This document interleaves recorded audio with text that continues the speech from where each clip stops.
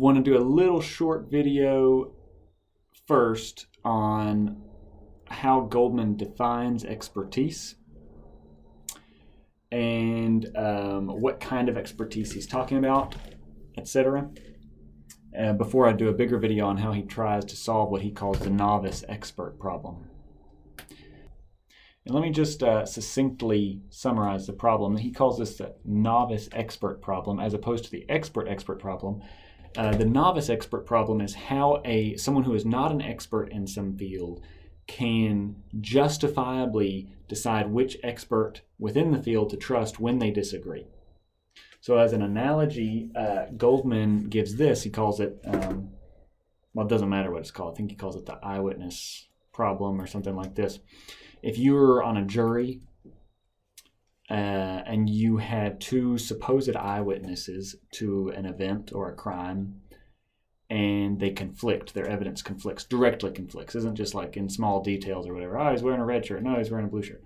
No, it conflicts. You know, one person says Smith did it, the other person says Jones did it. You're not an eyewitness. How do you decide who to trust? Or maybe the jury situation actually introduces some complications into that, because maybe I don't know, but say you're just in a normal situation and you've got conflicting eyewitness testimony, and who do you trust if either? Maybe you trust neither, but who should you prefer over the other if you're going to prefer one over the other? So it's similar in the expert or the novice expert problem. You've got conflicting evidence. You don't have direct access to the information at hand, just like you don't have direct access to the event. You're trusting eyewitnesses. But when the experts conflict or disagree, who do you trust? And we encounter this problem. This is why it's such a practical problem to talk about all the time. It's the one that's most pressing to me that this is like I actually think about this problem a lot after COVID, because we've got experts disagreeing all over the place. At any rate, that's the novice expert problem. How can you, as a non-expert, justifiably trust one expert when their testimony disagrees, or when they disagree in their testimony? The expert problem we're not going to focus on. He talks about this in the article, but just to briefly talk about it and say what it is, it's how one expert can identify whether another expert is trustworthy. I think that's an easier problem because you can sort of calibrate. So you have tons of knowledge in the field. If I am an epidemiologist, someone who studies infectious diseases, it seems initially like it's going to be easier to answer how I should go about identifying other possible experts, right? I know that diseases work like this and blah, blah, blah, and I can listen to what someone says and they'll either display knowledge or not. At any rate, so we're going to focus on the novice expert problem. Now, if you read the article, and hopefully you have, and if you haven't, I hope you do, and again, just read through section 2, you'll see how philosophers can make problems out of nothing, right? And can spend pages talking about problems you didn't even know they were problems beforehand. There's one quote, a famous philosopher, I think Philippa Foot said this, I can't remember if it was her, said, you ask a philosopher a question and they talk for a few minutes, and by the end of it, you don't even understand your question anymore. Anyway, so we need to figure out what an expert is, how we're going to define expert. And the reason is there are lots of different senses of the word expert. Goldman identifies one major distinction. There are experts in terms of skill, and there are experts in terms of knowledge. So compare an epidemiologist who knows all about how infectious diseases work. That's an expert in terms of knowledge. Compare that to an expert floor layer. That's what's on my mind. I'm reflooring the house we just bought in Cleburne, and I'm discovering there's a lot of skill that goes into it. especially in terms of the preparation work, leveling the floors, leveling the concrete slab, determining if the concrete slab is level and then leveling it, grinding down humps, filling in valleys, for lack of a better word. Okay, that's an expert in terms of skill. If you're really good at laying floors and prepping surfaces and things like that. But that's very different from an expert in terms of knowledge. Of course, he makes sure to say that they kind of blend together. There's a little bit of a spectrum, right? If you're an expert in terms of skill, of course you have some knowledge expertise. Like an expert floor layer would be able to tell me, oh, tile works like this. And concrete substrates have this amount of moisture in them usually, and if it has this much, he could be able to tell me, items of knowledge. And similarly, doctors, epidemiologists have some expertise in matters of skill. That's actually a little bit harder of a call, because if you're a purely theoretical epidemiologist, maybe you're mostly on the knowledge side of that. At any rate, we don't need to identify pure skill-based experts and pure knowledge-based experts to know that there's a distinction here, even if most experts kind of mix both elements. But Goldman makes the distinction to say this: he's worried about the novice expert problem as it applies to knowledge experts. Or I think he calls them cognitive experts, because it's all about, your knowledge, what's happening in your head. I guess skills kind of partially happen in your head. At any rate, these are experts concerning knowledge, not skill, right? Because it's all about who you should trust when someone makes a claim, right? And claims are claims to knowledge, not claims to skill. Okay, so that's the first point we're making in the video. This is a problem. We talked about the novice expert problem. We've talked about what an expert is, and we've talked about the kind of expert we're worried about. And the final question I'm going to address in this video is what an expert even is, right? We've talked about knowledge versus skill expert, but that doesn't answer the question, what is a knowledge expert? Okay, so here's what Goldman says. And this is a lot of machinery. You might think, why are we even talking about this? But we do need to get clear on what an expert is. It's an interesting question, I think. But here's what he says. He calls his account veritistic. Again, that's another one of those fancy words that we don't really need, but in case you want to sound fancy.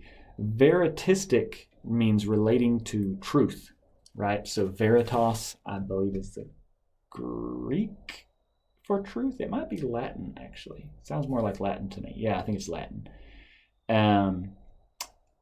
So let's see, what are some English words that relate to that? Verily, Jesus says that in some of the Gospels, some of the kind of older translations. Verily, verily, truly, truly, that's what that means. In Spanish, the word for true is verdad. So that comes from the same Latin root. Obviously, Spanish is a Latinate language. Anyway, so veritistic, relating to truth. What does he mean by that? Well, first, the account of what an expert is going to be based on the expert having true beliefs. So that's what makes it a veritistic account. So if you were going to give an account of skill-based expertise, it would not be veritistic. It would be something else. It would be focused not on true beliefs, but on their ability to do certain things with their hands in most cases, or in a lot of cases at least. But a knowledge-based expert is one who has some kind or some level of true belief. It's not that easy, right? It's not, he says his first shot is, well, maybe an expert is someone who has more true beliefs than most people. And he says, well, that's not good, because you could be in the 51st percentile and not be an expert, right?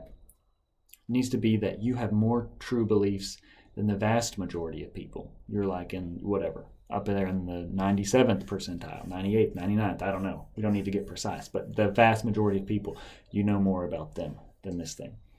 But he says that's not enough either, because it could be that everybody besides you is just totally ignorant of a domain, and you could know one small thing about the domain, and you fulfill that condition. You know more than the vast majority of people. Maybe you know more than everybody. just by knowing that one thing. That doesn't make you an expert, though. So he says it's got to be something like having a substantive amount of true beliefs, and that being enough to know more than most people about the domain.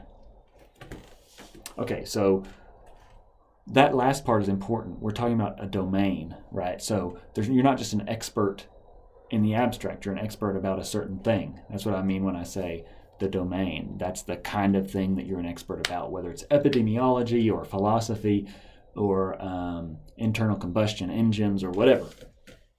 Okay, so, but is it enough that you know a lot about the thing, and that's enough for you to know more than most people about the thing? And he says no.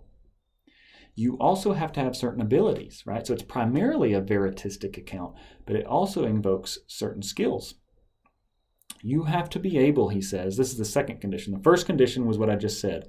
You have a substantive body of knowledge that is more than the vast majority of people know about the domain.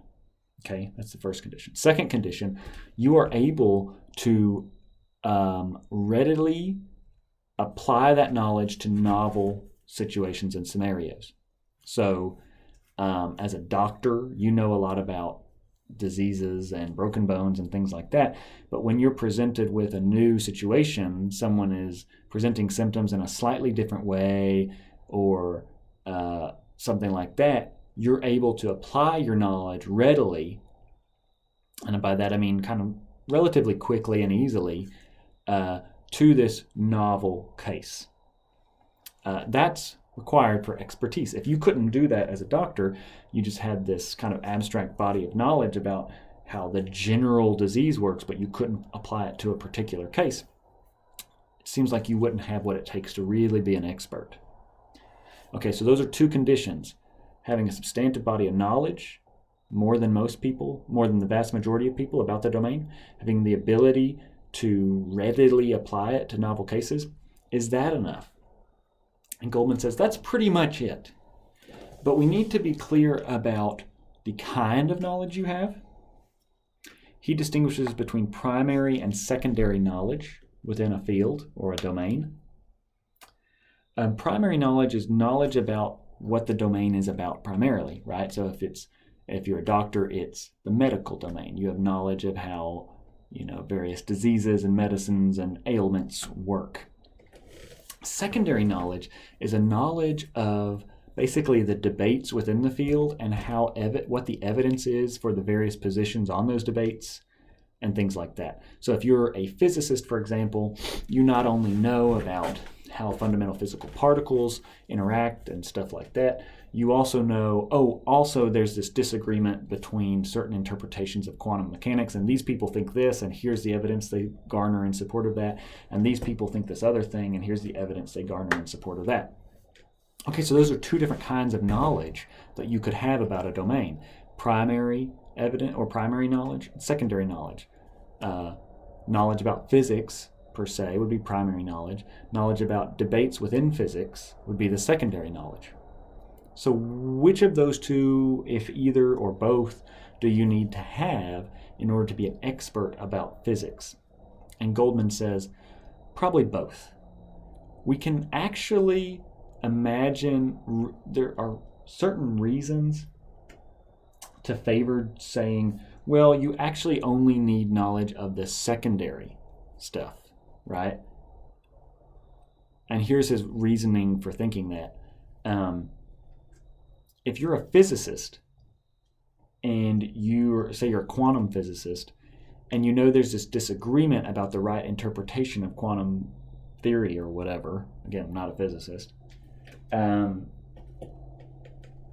you take one position on it, but you know all about the debate. You can talk about all the physicists who are in this debate and the evidence they garner in support of their position and things like that. You can talk for hours and hours about this, and you can debate with people about it. And anybody you debate with will come away being like, oh man, he really knows what he's talking about. It turns out, though, that your interpretation of quantum mechanics is wrong. It's the wrong one. And the other people have the right one. Now, in that situation, you actually don't have primary knowledge within the field, right? because you're wrong. You're just wrong. Your interpretation of quantum mechanics is wrong.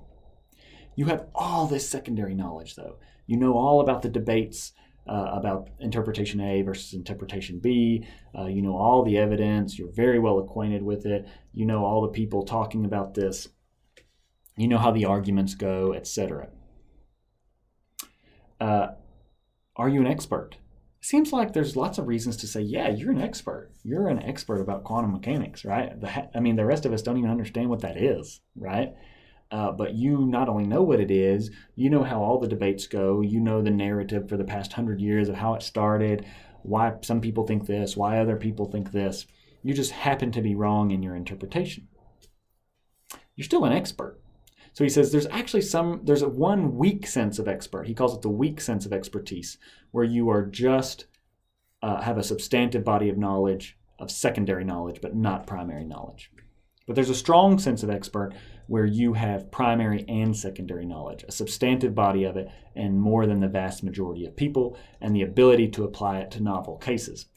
And that's the strong sense of expertise, and he's going to rely on the strong sense of expertise. Okay, so that's this initial video. You never think that you could talk for 20 minutes about just understanding what an expert even is, but that's what we've just done. We talked about the novice expert problem. That's the problem of how we can justifiably decide which expert to trust when they disagree if we're not experts.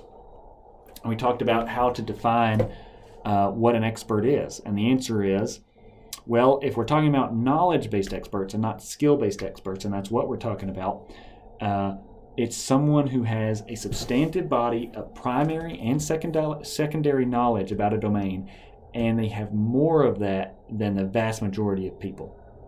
Okay, so that's the setup, and we'll talk more in the next video.